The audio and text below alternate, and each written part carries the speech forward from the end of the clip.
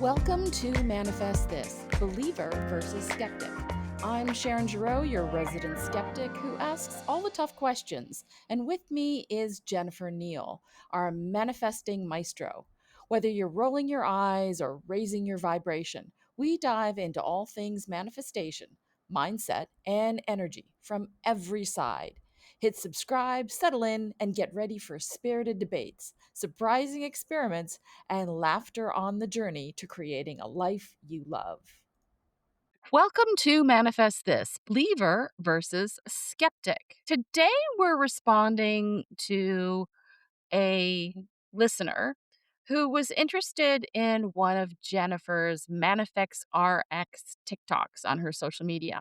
And I'd recommend anybody who's interested in what we're talking about to go over and look for Manifestation RX. It's the letter R and the letter X. And get a look at what Jennifer posts on a pretty regular basis. But based on this inquiry in her DMs, we thought it might be interesting to do a podcast on why Pinterest might be your secret manifestation tool.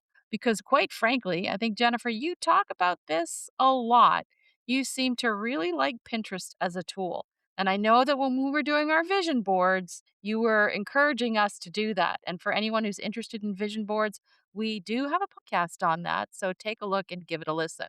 Jen, what do you think? Yeah. In fact, I'd love to know from our listeners if this is something that strikes you or that you're interested in. Please let us know in the comments because we'll run a workshop on this. I feel so strongly about Pinterest. Well, I feel strongly about visuals, representations of dreams anyway. I have a vision board in front of me. I just did another one, but Pinterest is like, it's the gold, guys. So I have a manifestation story for you that honestly, I still even I still shake my head at it a little bit. And when I think about it again, I kind of forget how powerful it is myself. And today I went back in and loaded it with some more dreams. So I want to talk to you about that today. Okay, that's perfect. These are my favorite kinds because obviously I get to be the designated skeptic for the people driving in their cars right now going, uh-oh, here we go again. I'd love to do a workshop on this. I feel so passionately about it. And I think people would just love this. Okay, so we're going to talk about my wedding dress. And I'm going to tell you the story of my wedding dress because it is a manifestation story that I will never forget. This dress that I had pinned, when I say pinned, we're using Pinterest, right? So I had pinned, which means I had identified a photo and saved it. Okay. In Okay. my Pinterest account. We can go into that in more detail. Just stick with me. So I had a dress that I'd identified about 3 years ago because I knew I was going to get married someday Right. to this beautiful man that I'd been dating, Darwin. And this dress had been I kept zeroing in on this dress, but I didn't have an engagement ring and I didn't have a date in mind. I just had this dress on my board. La la la, life goes on. When I got engaged 2 weeks ago, I was like, oh my gosh, that dress. I have to have that dress. So I actually started diving into that dress. Well, guess what? It's been out of production since 2007. Okay, this already sounds like it's a big problem. Okay. They don't make this dress anymore, but I am dying to have this dress. Okay. It's discontinued. It's out of production. It's not on a line anymore. It's gone. It's finished. It's done. It's dead. It's buried. It's gone. But I became so obsessed with this dress on Pinterest. And I don't mean casually interested. And guys, there is a secret in what I'm talking about here. This obsession, this uh, Napoleon Hill calls it a burning desire. I had a burning desire for this dress. I mean, zooming in on the details, saving every image I could find of every bride that ever wore this dress, searching the variations, how they'd had them modified, how they'd had it altered, looking at the neckline. It's a plunging neckline, by the way, down to the belly button. At 57, I'm thinking, I don't know if I can get away with that. So I was looking at variations of how to stitch up that neckline, the fabric, the shape, the feeling of it, the little train on the back. I kept clicking on that image in Pinterest over and over and over again. Okay. Are you tracking? Are you tracking with me? Okay, but to be fair, you sound like a marketing tech dream because That's also how algorithms work. Ding, ding, ding. Ding, ding, ding, ding, ding. Yes, this is exactly why we have to be using Pinterest, okay? So, and this is where manifestation and real life overlap way more than people realize. Because Pinterest keeps serving me more versions of the dress because of the algorithm, more angles. Every time I opened up Pinterest, Sharon, if I opened it up right now and shared my screen with you and all of our listeners, you would see probably not one, but three on the homepage versions of that dress. And I'm not going to show you because I'm not going to show you my dress yet. But you Pinterest keeps serving me the version of the dress with more angles and similar dresses to look at and more designers and more ideas. But I didn't want other designers. I wanted this one, which happens to be an ASOS design. I didn't even know they existed. They're from the UK. Obsessed with this dress. And suddenly, I'm not just hoping for this dress anymore. My brain is starting to organize around it. Okay, well, now that I understand, because if you immerse yourself in something constantly, you're naturally going to start noticing the opportunities that are connected to it. Well, even if you don't go quite that far, because opportunities that are connected start to sound like manifesting language. But even if you're not into this world, if you go immerse yourself in Italy Easy. and you sit, right? Not you. But if you go and sit down in Italy and you don't know the language and you hang out long enough, you will start to speak the language. You will start to understand some phrases, some sentences, some, what's that saying? Somethings of speech. Anyway, you know what I'm saying? You will start to understand the language. Okay? If nothing else, you understand at least gelato and pizza and vino. Exactly. You pick up on a few things. People think that manifestation is just sitting there lighting candles, drinking moon water, putting codes under your glass of water, the 369 method. And listen, I love a candle as much as the next girl, and I used to do that stuff too. But what is actually happening with my wedding dress, I held the image long enough and often enough, every day, multiple times a day. I was obsessed with it. Burning desire, burning desire. My brain stopped treating it like a fantasy. Mm. Don't forget, this dress is out of production. And my brain started treating it like a problem to solve. Okay, so that's actually interesting because many people don't stay focused on something long enough for their brain to work on it consistently. So, they want something on Monday and then they give up on Wednesday and then they change their mind on a Friday. Exactly. And your brain is a problem solver. It wants to give you what you want. It will help you solve the problem if you let it, but you have to stay sustained. Okay. Okay. So Pinterest acts like that visual reinforcement machine that you're unable to do without it. Okay. And listen, you've all got a phone. Everybody's got a phone, and Pinterest is free. So there's no excuses here not to give this a shot. So back to the dress. Every time I searched it, I clicked it, I pinned it, I was actually telling both the algorithm and my subconscious that this matters. And then the ideas started to appear. Dresses don't drop out of the sky, guys. The thing comes forward to you by way of ideas. 9 times out of 10, the money doesn't drop in your lap. It comes to you by way of an idea. So the ideas started to appear. The minute I became obsessed with this dress, I remembered I had a friend that owned a bridal store in Toronto. Right. This led me to her. I called her up. I said, her name is Jennifer. I said, Jennifer, can you get me this dress? She says, no, it's out of production. Then she says, but here is the name of the seamstress that does all of our alterations. Why don't you call her and see if she can make it for you? Right. Okay. That makes I'm getting closer to that dress now. Makes sense, right? Yep. So I call up the seamstress and I say, can you make me this dress? And I sent her a picture. And she said, I can make you the dress, Jennifer, but it's going to cost you thousands of dollars. Here's what I suggest. Ding, ding, ding. Here comes another idea. Go see if you can find that dress used, too big, and I will fit it to you like a glove. Now, remember, this dress has been out of production for almost 20 years, folks. Which basically in the bridal world and any fashion world is ancient civilization. Right? So this dress is out of production. She says, go see if you can find one. Now, we all know about the Poshmarks of the world now and all of the vintage that have gone. Yep. Vintage is a big deal, right? Yeah. So this isn't actually something that seems so foreign to me. So I started searching for exact larger sizes, like a size 16 in the dress with the name. I start really going for the larger sizes instead of trying to find one that fits me. I start going for the larger sizes. And then suddenly one pops up on Poshmark, as it just happens to be. And as I start digging, when I first message her and say, "Is this dress available?" She says, "It is, and I'll take another $50 off." Ding, ding, ding. I'm like, okay.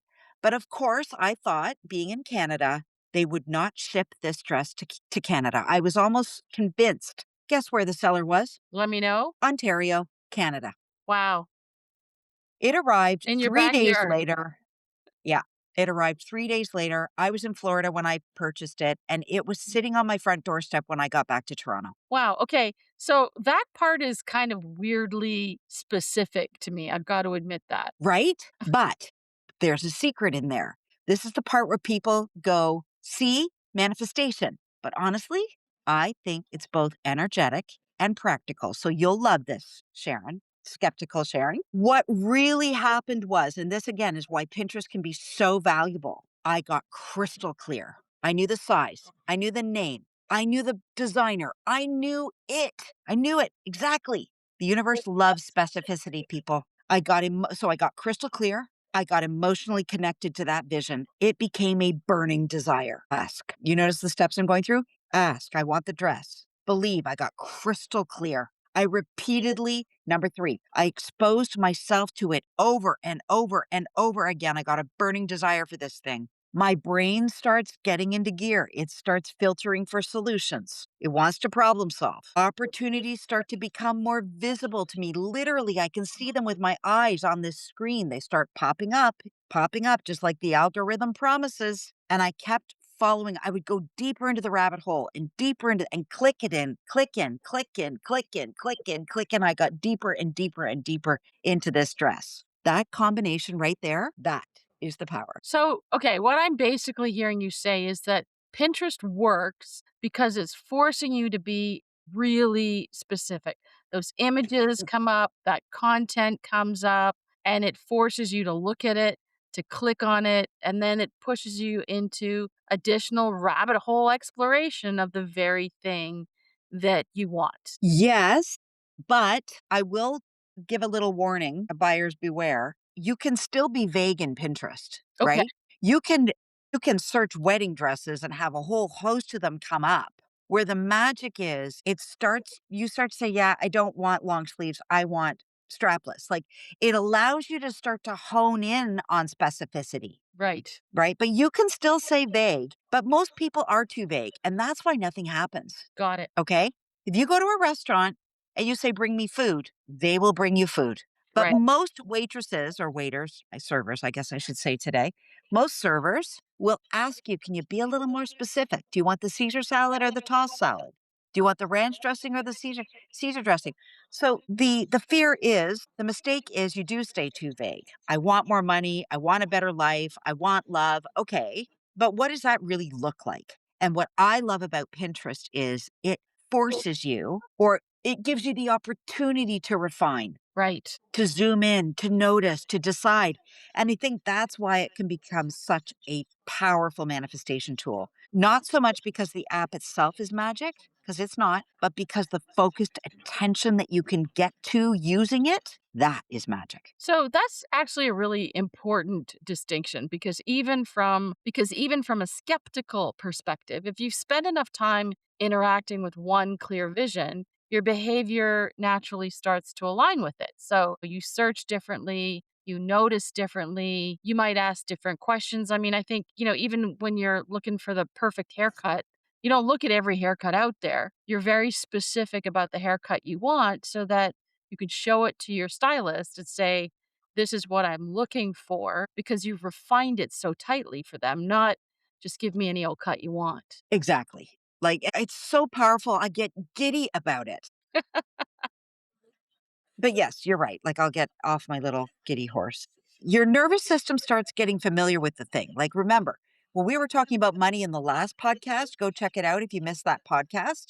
We were talking about why things are easier to manifest than money. It's because you're unfamiliar with it. You're unfamiliar with what that money you're asking for can give you. You're unfamiliar with the lifestyle that money can afford you. So your nervous system starts getting familiar with the thing because it keeps coming up and it keeps coming up.